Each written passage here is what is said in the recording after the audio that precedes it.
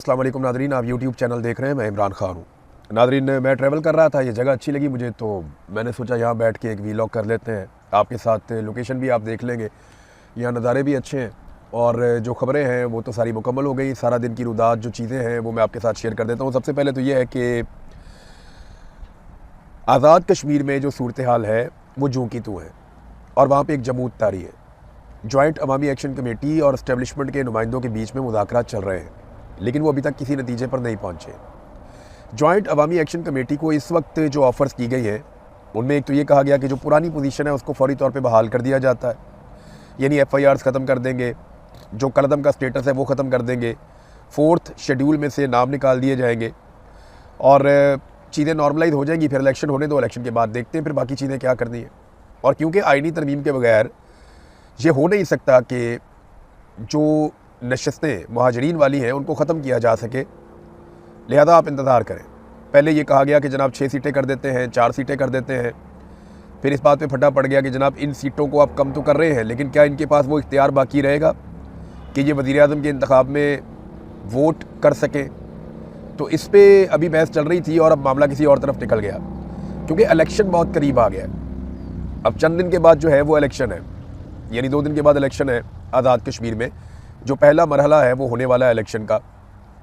अब इसमें आज़ाद कश्मीर के लोग तो बिल्कुल ही इररेलेवेंट हैं। सिक्योरिटी फोर्सेस की बहुत बड़ी तादाद मीरपुर में पहुंचा दी गई है, क्योंकि मीरपुर डिवीज़न में पहला मरहला है इलेक्शन का और शदीद खौफ व हरास और दबाव का माहौल है जिसके अंदर ये इलेक्शन करवाने की कोशिश की जा रही है।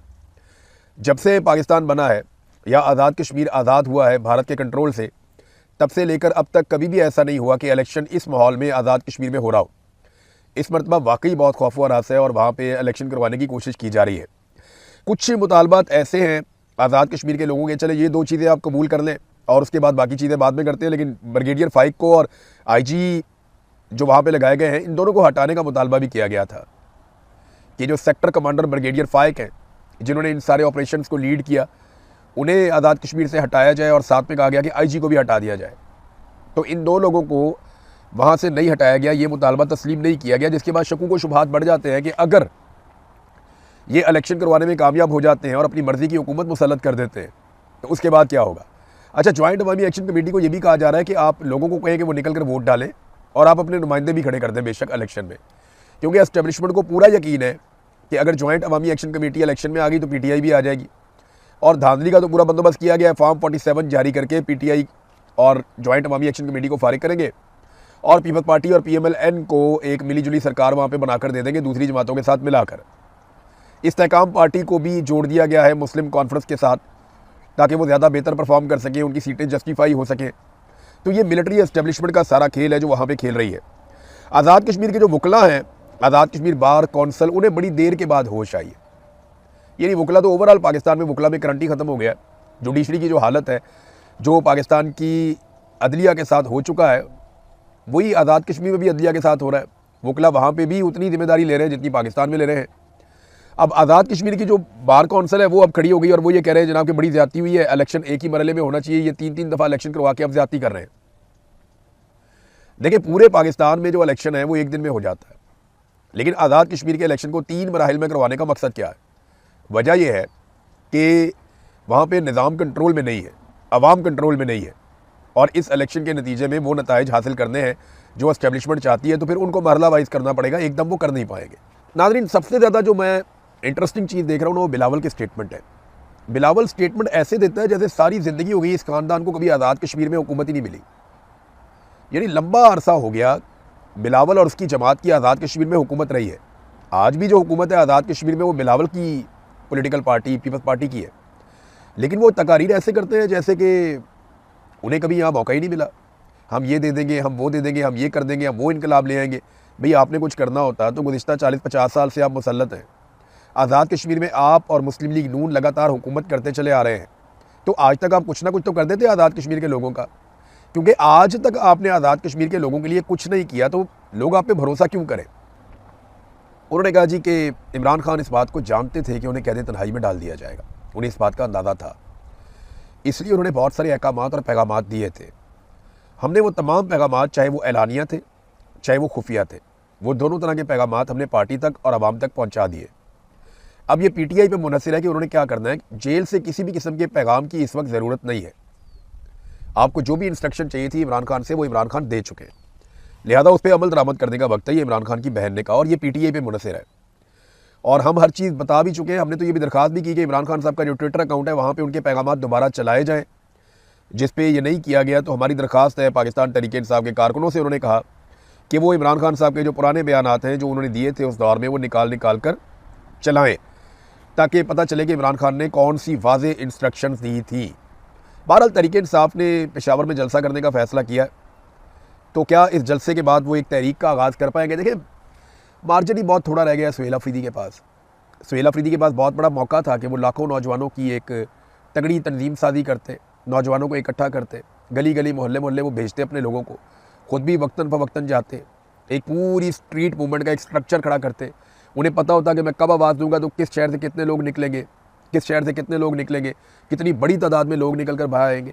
उनको इस बात का आइडिया होना चाहिए था कि मैं 10 लाख, 15 लाख, 22 लाख, 25 लाख कितने लोग मैं इकट्ठे कर सकता हूँ।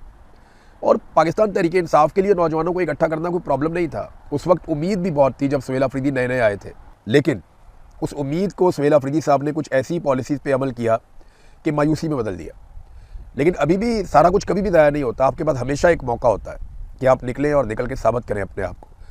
तो सुहेल अफरीदी अब ये जलसा करने जा रहे हैं पेशावर के एक स्टेडियम में, तो क्या यहाँ से एक तहरीक शुरू हो सकती है? जी बिल्कुल हो सकती है। और कहा भी ये जा रहा है कि शायद वो लॉन्ग मार्च का ऐलान करेंगे, वो तारीख देंगे, फ़लानी तारीख को हम लॉन्ग मार्च में आएंगे या लोग तैयारी पकड़े हमने निकलना है। हो सकता है कि सुहेल अफरीदी ये भी कह दे, हो सकता है वो कोई डेडलाइन दे दे।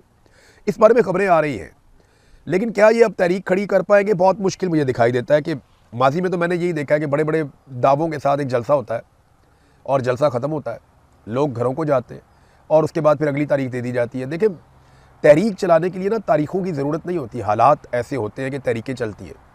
हालात तो बने हुए हैं तहरीक चलाने वाले।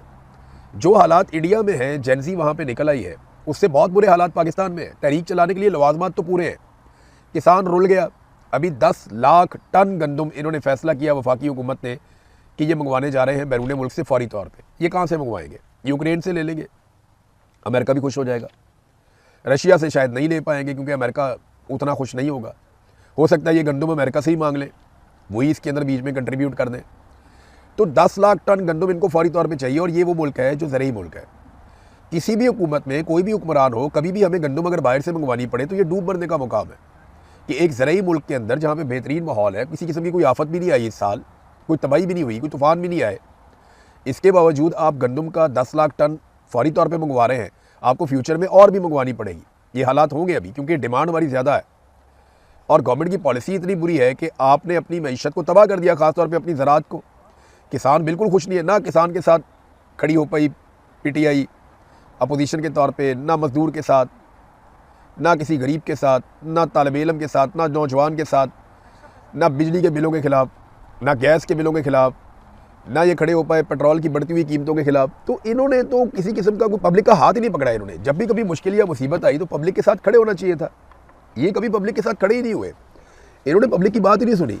तो यहाँ पे ना इन्होंने एक अच्छा वतीरा पकड़ा हुआ है कि तुम मेरी बुराई कर देना, मैं तुम्हारी बुराई कर दूंगा, मेरे लोग भी मुतमईन हो जाएंगे, तुम्हारे लोग भी मुतमईन हो जाएंगे। तो तरीका वारदात तो ये है। इमरान खान की हम बात कर रहे थे, तहरीक की बात कर रहे थे, तो तहरीक जो है वो तारीखों की मोहताज नहीं होती। हालात ऐसे बन जाते हैं कि तहरीक चल पड़ती है। हालात तो बने हुए हैं। क्या तहरीक-ए-इंसाफ चला पाएगी? अब तक का ट्रैक रिकॉर्ड कहता है कि मुश्किल है। लेकिन मायूसी तो बिल्कुल भी नहीं होनी चाहिए। कभी कभी आपको थोड़ी सी उम्मीद रखनी चाहिए कि शायद कोई तहरीक चले और ह्यूमन राइट्स के लिए आवाज़ उठाई जाए। सुप्रीम कोर्ट ने एक बड़ा अजीब काम कर दिया। जब ऐसे काम होते हैं ना तो फिर और ज़्यादा अदलिया से मायूसी होती है। सुप्रीम कोर्ट का एक बेंच बना था 3 रुकनी, जस्टिस मोहम्मद अली मदर साहब, इनकी सरबराही में। ये 3 रुकनी बेंच ने फैसला ये दिया है कि नैब के जो केसेस हैं, इनके ऊपर जब ये सुप्रीम कोर्ट में केसेस आएंगे ना ज़मानत के लिए, तो ये सुप्रीम कोर्ट ऑफ पाकिस्तान नहीं सुनेगी बल्कि आईनी अदालत सुनेगी। वफाकी आईनी अदालत ये केस सुनेगी। अब आईनी अदालत में सारे जजेस अपनी मर्जी के मिलिट्री एस्टेब्लिशमेंट ने बिठाए हुए हैं। उन्हें तो अगर कोई छोटा मोटा फौजी ऑफिसर भी फैसला लिख कर लाकर दे दे तो वो पढ़ के सुना देंगे। आईनी अदालत की औकात इतनी है और वो दिखाई भी देती है। जिस तरह उन्होंने मखसूस नशिस्तों का मामला किया, जिस तरह उन्होंने फौजी अदालतों का मामला किया कि सिविलियंस को वो सज़ा दे सकती है, तो वो आईनी अदालत कुछ भी कर सकती है। अब ये फैसला जस्टिस मोहम्मद अली मदर साहब ने 3 रुकनी बेंच ने फैसला क्यों दिया? देखिए, ये फैसला इमरान खान से जान छुड़ाने के लिए कि इमरान खान का केस सुप्रीम कोर्ट में आए ही ना, क्योंकि अल्टीमेटली इमरान खान का case supreme court of Pakistan में आना था। लेकिन उसको आईनी अदालत में भेजा जाएगा। ये नैब के केसेस की अपीलें अब आईनी अदालत में ज़मानत के मामला जाएंगे। इस्लामाबाद हाई कोर्ट ने यह तय कर दिया है कि उन्होंने इमरान खान को और बुशरा बीबी को सज़ा देनी ही देनी। अब जो मर्जी कर लें, उन्होंने सज़ा देनी ही देनी है, क्योंकि अदलिया को कंप्रोमाइज़ किया गया है। बाहर से जजेस ला के इसीलिए बिठाए गए हैं ताकि जितना हो सके उनको सज़ा दी जा सके। उन्हें सज़ा दी जाएगी जब वो ज़मानत के लिए आएंगे सुप्रीम कोर्ट में, तो सुप्रीम कोर्ट कहेगी जी हमारा फैसला मौजूद है, ये मामला आप आईनी अदालत में ले जाएं। अब आईनी अदालत पाकिस्तान की मिलिट्री एस्टेब्लिशमेंट ने बनाई ही इसलिए है कि वो अपने काम करवा सके। तो वो आईनी अदालत इमरान खान और बुशरा बीबी को कभी भी ज़मानत नहीं देगी, बल्कि जो आसिम मुनीर साहब चाहेंगे वो मामला बिल्कुल वैसे ही कर देंगे, बिल्कुल वैसे कर देंगे। अब आप जो मर्जी कर लें, उल्टे लटक जाएँ, सीधे लटक जाएँ, आईनी तरामीम के बाद आपके पास कोई रास्ता नहीं है सिवाय इसके कि आप अवामी ताकत से इस टोले को इक़्तिदार के ऐवानों से निकाल के बाहर फेंक दें। इसके अलावा आपके पास कोई रास्ता नहीं है। सिस्टम के अंदर इन्होंने इतने शिकंजे लगा दिए हैं कि अब सिस्टम के अंदर रहते हुए आप इन चीज़ों को ठीक नहीं कर सकते, या इन चीज़ों के ऊपर आप किसी भी किस्म की उम्मीद नहीं रख सकते कि जनाब अदालत से ये मिल जाएगा, पार्लिमान से ये मिल जाएगा, बतौर अपोजिशन हम ये हासिल कर, कुछ भी नहीं कर सकते। आपको अवामी ताकत के साथ खड़े होना पड़ेगा, आज हो जाए साल बाद हो जाए। नाज़रीन, सऊदी अरब वाली खबर मैं आपको बार बार देता रहता हूँ, उसमें एक डेवलपमेंट है वो मैं आपके सामने रख देता हूँ। वहाँ पे डॉक्टर साद अल फकीया हैं, ये सऊदी अरब के अपोजिशन लीडर के तौर पे इन्हें लिया जाता है। इन्होंने ना सऊदी अरब और अमेरिका का जो एटमी मुआहदा होने जा रहा है उसकी हकीकत बयान की है अपने एक स्टेटमेंट में। वो ये कहते हैं कि ये जो एटमी प्लांट लगाया जाएगा या मंसूबा लगाया जाएगा, ये सऊदी सरजमीन पे अमरीकी इसको तामीर करेंगे, अमरीकी ही इसको चलाएंगे, इसमें सऊदी अरब का कोई भी बंदा नहीं होगा। इसके अंदर क्या जाता है प्लांट के और इसके अंदर से बाहर क्या आता है, इसका मुकम्मल कंट्रोल अमरीकियों के पास होगा। लेकिन 113 अरब सऊदी रियाल इसके ऊपर जो लागत आएगी वो सऊदी अरब देगा। सऊदीया का इसमें वाहिद किरदार सिर्फ इतना ही है जितना कि अमरीकी अड्डे सऊदी अरब में है, जैसे वो होंगे वैसे ही ये प्लांट भी यहाँ पे होगा, तो इसमें हमारा कोई ऐसा सऊदी अरब का किरदार नहीं, उन्होंने ये कहा। ये स्टेटमेंट नाजरीन उस वक्त सामने आया जब डोनाल्ड ट्रंप की जानिब से ये लगातार दबाव डाला जा रहा है कि इस एटमी मुआहदे के लिए सऊदी अरब को इसराइल को तस्लीम कर लेना चाहिए। इस पर हम नज़र रखेंगे। अब तक के लिए इतना ही। अपना ख्याल रखिएगा, अपने इस चैनल का भी।